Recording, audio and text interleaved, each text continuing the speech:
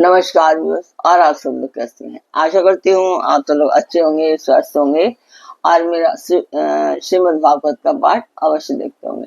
तो आइए सबसे पहले हम जान लेते हैं कि कल तक हमने कहाँ तक जाना था, यानी कि इससे पहले पाठ में हमने कहाँ तक जाना था। तो ये पाठ मैं बहुत छोटे छोटे बना रही हूँ, पर फिर भी आप लोग नहीं देख रहे हैं। क्या रीजन है मुझे समझ नहीं आ रहा है। तो पाठ को देखते रहिए और शेयर करते रहिए। शेयर जहां तक करेंगे तब तो कुछ लोग देखेंगे भी। तो आज का पाठ शुरू करते हैं।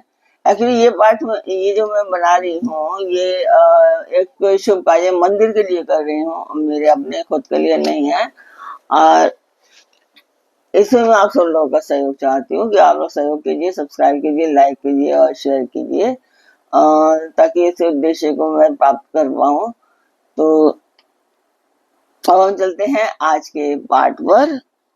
यावदेतान् निरीक्ष्येऽहं योद्धुकामान् अवस्थितान् कैः मया सह योद्धव्यम् अस्मिन् रणसमुद्यमे।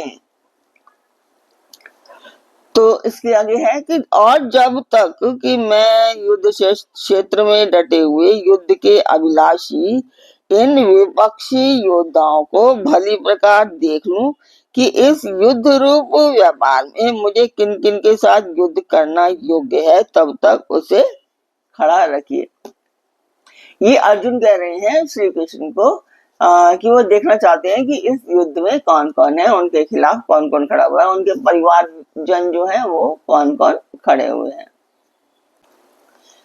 तो जैसा मैंने बताया आपको कि अर्जुन श्री कृष्ण को कह रहे हैं कि आप मेरे रथ को दोनों सेनाओं के बीच में ले जाकर ऐसे उपयुक्त स्थान पर और इतने समय तक खड़ा रखिए जहां से और जितने समय में मैं युद्ध के लिए सज धज कर खड़े हुए समस्त योद्धाओं को भली भांति देख सकूं।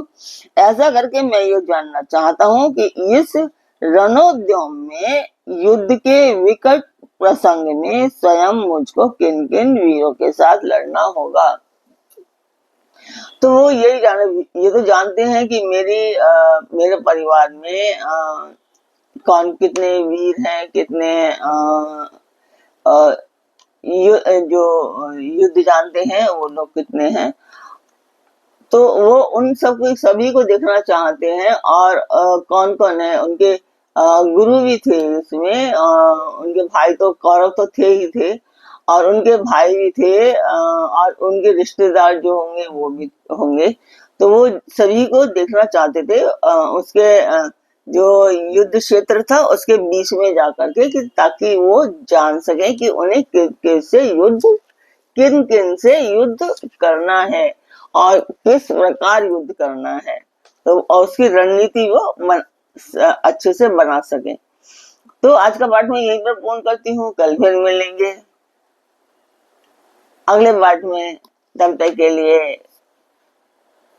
ओम कृष्णाय नमः।